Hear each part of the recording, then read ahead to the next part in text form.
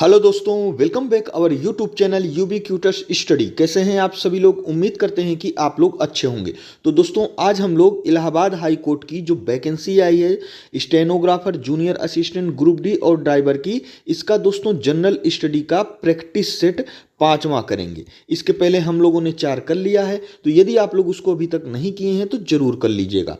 तो आइए हम लोग शुरू करते हैं।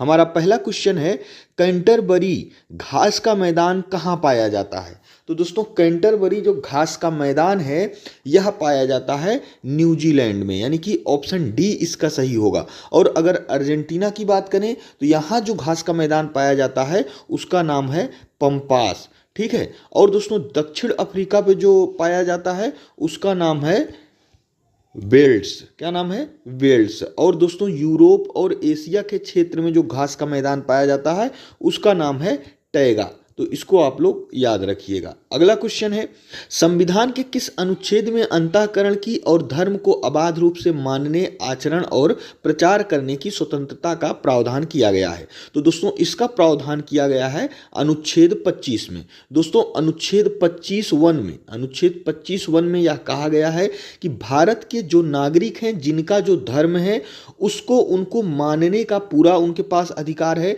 और जिस व्यक्ति को अगर किसी दूसरे धर्म में जाना है, कन्वर्ट होना है, किसी दूसरे धर्म में जाना है, तो वह अपनी स्वेच्छा से, जबरदस्ती नहीं, अपनी स्वेच्छा से वह जो है अंतःकरण की प्रक्रिया अपना सकता है। और दोस्तों, अपने धर्म के प्रचार प्रसार करने की स्वतंत्रता भी उसको होगी। इसी के साथ साथ दोस्तों, अनुच्छेद 25(2) में क्या कहा गया है? तो अनुच्छेद 25(2) में कहा गया है जो सिख समुदाय के लोग हैं उनको दोस्तों कृपाण धारण करने का अधिकार है। और इसी के साथ साथ दोस्तों 25(2) में यह भी कहा गया है कि जब दोस्तों हिंदू शब्द आएगा, यानी कि जब हिंदू शब्द बोला जाएगा तो इस हिंदू शब्द में दोस्तों जो है जैन भी आ जाएंगे, बौद्ध भी आ जाएंगे और सिख भी आ जाएंगे। ठीक है। तो इसको आप लोग याद रखिएगा। अगला क्वेश्चन है, लोकसभा का विघटन किस अनुच्छेद के तहत किया जाता है? तो दोस्तों, इसका सही उत्तर हो जाएगा ऑप्शन जो है बी, अनुच्छेद 85 के अनुसार जो है किया जाता है। और दोस्तों, इसके अंतर्गत, यानी कि अनुच्छेद 85 के अंतर्गत राष्ट्रपति को यह अधिकार है कि जो है लोकसभा को मंत्रिपरिषद की सलाह पर जो है भंग कर सकती है, यानी कि खत्म कर सकती है, विघटन कर सकती है।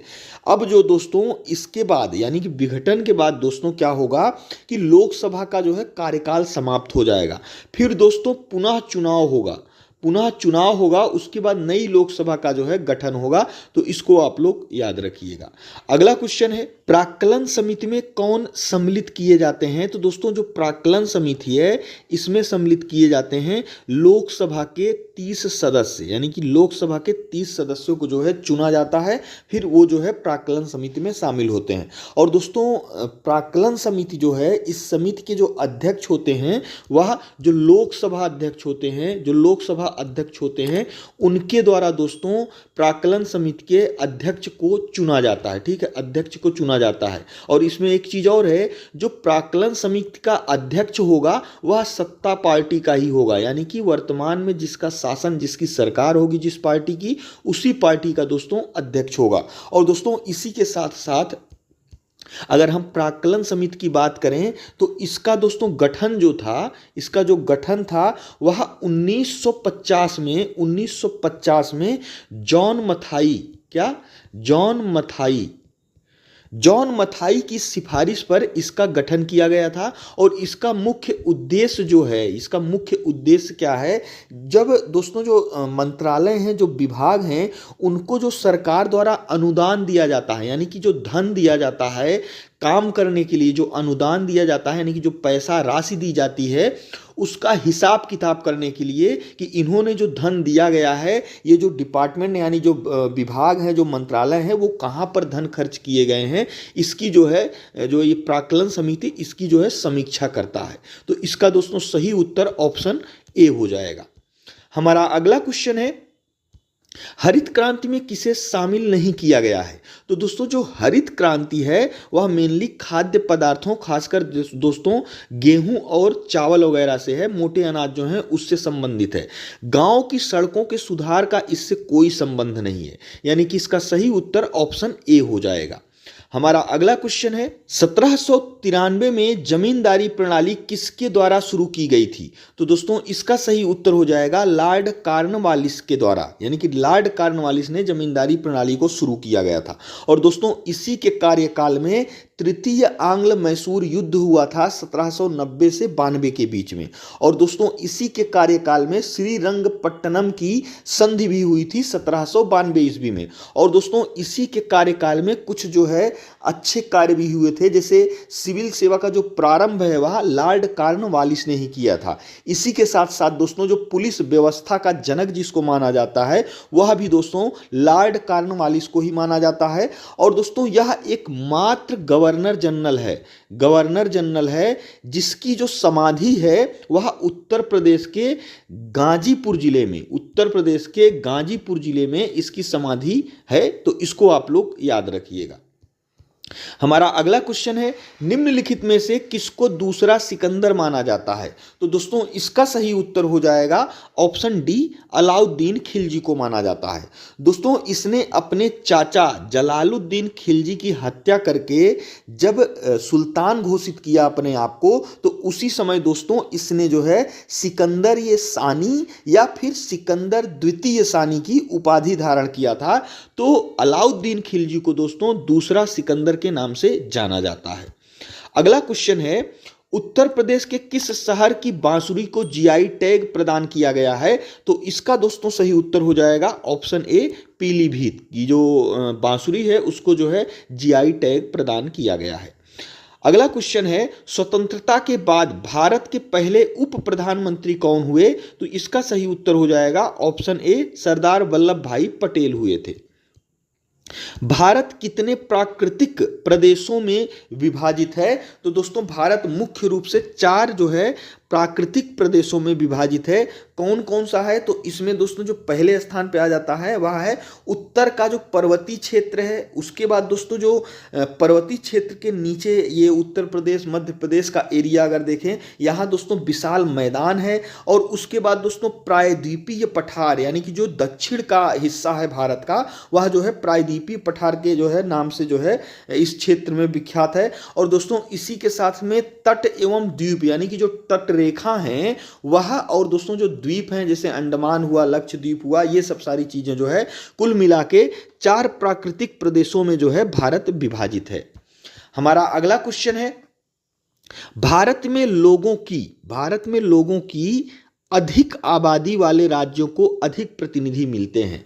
कहने का मतलब यह हुआ दोस्तों जिस राज्य की जनसंख्या ज़्यादा होगी वहाँ दोस्तों प्रतिनिधि ज़्यादा चुने जाएंगे, क्योंकि यहाँ का रूल है कि प्रत्येक 10 लाख पर जो एक प्रतिनिधि होगा। इस हिसाब से जिस राज्य में जनसंख्या ज़्यादा होगी वहाँ के प्रतिनिधि ज़्यादा चुने जाएंगे, लोकसभा और राज्यसभा में ज़्यादा होंगे।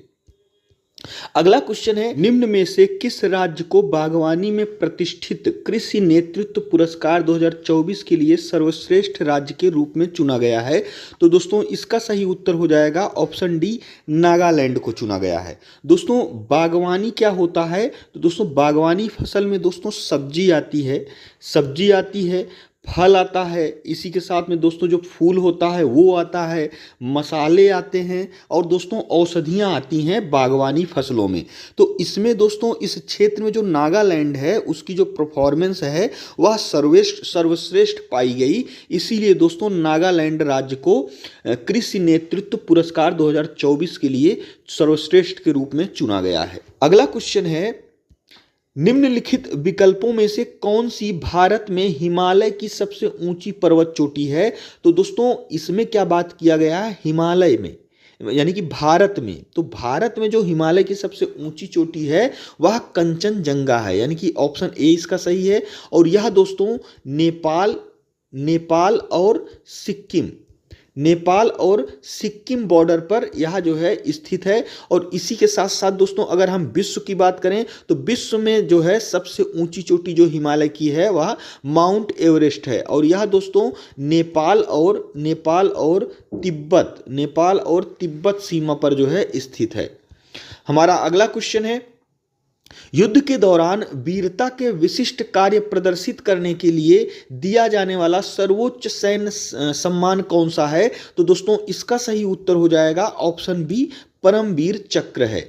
अगला क्वेश्चन है, मस्तिष्क तंत्र का हिस्सा है, यानी कि जो मस्तिष्क तंत्र है उसका हिस्सा दोस्तों तंत्रिका तंत्र होता है, यानी कि ऑप्शन ए इसका सही हो जाएगा। अगला क्वेश्चन है, जस्टिस गुरमीत सिंह संधावालिया किस राज्य के उच्च न्यायालय के मुख्य न्यायाधीश बने हैं? तो इसका सही उत्तर हो जाएगा ऑप्शन बी, मध्य प्रदेश के। अगला क्वेश्चन है, कौन सा देश दुनिया का सबसे बड़ा लोकतंत्र है? तो दोस्तों इसका सही उत्तर हो जाएगा ऑप्शन सी, भारत। अगला क्वेश्चन है, पीएमजीवाई का पूर्ण रूप क्या है? तो दोस्तों इसका जो पूर्ण रूप है वह है प्रधानमंत्री ग्रामोदय योजना, यानी कि ऑप्शन बी इसका सही हो जाएगा। अगला क्वेश्चन है, उत्तरी भारतीय मैदानों की दलदली पट्टी को किस नाम से जाना जाता है? तो दोस्तों जो उत्तरी मैदान है, जैसे अगर हम बात करें भारत के दक्षिणी भाग को, भारत के दक्षिणी भाग जो है वह दोस्तों ढाल है उस पर, ठीक है, ये ढाल है। लेकिन जो उत्तरी मैदान है वे समतल हैं। क्या हैं? समतल हैं, ठीक है, समतल हैं। इस वजह से जो वहाँ पर नदियाँ बहती हैं वो दोस्तों उनकी धारा जो है धीरे धीरे बहती है, यानी वो धीरे धीरे बहती हैं। तो नदियों के आसपास का जो क्षेत्र है वह दलदली बन जाता है, ठीक है, वह दलदली बन जाता है, जिसके कारण उस क्षेत्र को दोस्तों तराई का क्षेत्र कहते हैं। जो तराई का क्षेत्र होता है वह दलदली होता है। लेकिन अगर दक्षिण भारत की बात करें तो दक्षिण भारत में ऐसा इसलिए क्यों नहीं होता है, क्योंकि वहाँ की जो जमीनें हैं सपाट हैं, एक तरफ जो है ढाल ज़्यादा है, इसलिए जो वहाँ की नदियाँ हैं उनमें बहाव ज़्यादा होता है, इसलिए उसमें ठहराव नहीं हो पाता है, इसलिए वहाँ जो है दलदल नहीं बन पाता है। तो इसको आप लोग याद रखिएगा। तो इसका सही उत्तर ऑप्शन बी हो जाएगा। हमारा अगला क्वेश्चन है, राष्ट्रीय अपराध रिकॉर्ड ब्यूरो का गठन कब हुआ था? तो दोस्तों इसका सही उत्तर हो जाएगा ऑप्शन ए हो जाएगा, 11 मार्च 1986 को हुआ था। और दोस्तों इसका जो काम है वह आपराधिक नियंत्रण करना है, यानी जो अपराध होता है उसको नियंत्रित करना है। और अगर हम इसके निदेशक की बात करें तो इसके निदेशक जो वर्तमान में है वह आलोक रंजन है। कौन है? आलोक रंजन है। और दोस्तों इसका जो मुख्यालय है एनसीआरबी का, यह दोस्तों नई दिल्ली में है। तो इसको आप लोग याद रखिएगा। हमारा अगला क्वेश्चन है, 2024 का फिजियोलॉजी या मेडिसिन का नोबेल पुरस्कार किसे देने की घोषणा हुई है? तो दोस्तों इसका सही उत्तर हो जाएगा विक्टर एम्ब्रोस और गैरी रुअकुन को, यानी कि ऑप्शन सी इसका सही होगा, ए व बी दोनों। अगला क्वेश्चन है, 70वें राष्ट्रीय फिल्म पुरस्कार में सर्वश्रेष्ठ फीचर फिल्म का अवार्ड किसे प्रदान किया गया है? तो दोस्तों इसका सही उत्तर हो जाएगा ऑप्शन ए, अट्टम को, यानी कि ये दोस्तों एक मलयालम फिल्म है, इसको 70वें राष्ट्रीय फिल्म पुरस्कार के रूप में जो है चुना गया है। अगला क्वेश्चन है, केरल में फसल की कटाई पर कौन सा उत्सव मनाया जाता है? तो दोस्तों इसका सही उत्तर हो जाएगा ऑप्शन सी, ओणम मनाया जाता है। ऊष्मा का सबसे अच्छा चालक कौन सा है, यानी कि जो ऊष्मा का प्रवाह है किसमें सबसे ज़्यादा उसकी जो है चाल होती है, ज़्यादा चाल होगी, उसमें जो है बहुत सरलता से उसमें जो है चल पाएगा। तो इसका जो सही उत्तर हो जाएगा, जो चांदी होती है दोस्तों वह ऊष्मा का सबसे अच्छा चालक माना जाता है अगर इन ऑप्शनों में तुलना करें तो। अगला क्वेश्चन है, मनुष्य में ऑक्सीजन परिवहन के लिए उत्तरदायी है, यानी कि जो हम लोग सांस लेते हैं जो दोस्तों, जो ऑक्सीजन हम लोग लेते हैं, वह जो ऑक्सीजन है वह पूरे बॉडी में किसके द्वारा जाता है? तो यह जाता है हीमोग्लोबिन को द्वारा, यानी कि ऑप्शन बी इसका सही हो जाएगा। तो दोस्तों ये हमारा आज का 25 महत्वपूर्ण क्वेश्चन था। जो हमारा आज का क्वेश्चन है वह है उत्तर प्रदेश के कितने जिलों को पृथक कर उत्तराखंड का गठन किया गया और कब किया गया। इसमें से कौन सा ऑप्शन सही है हमें कमेंट बॉक्स में जरूर बताइएगा। और दोस्तों यदि वीडियो अच्छा लगा हो तो हमारे चैनल को जरूर सब्सक्राइब करिएगा। और दोस्तों वीडियो देखने के लिए आपका बहुत बहुत धन्यवाद।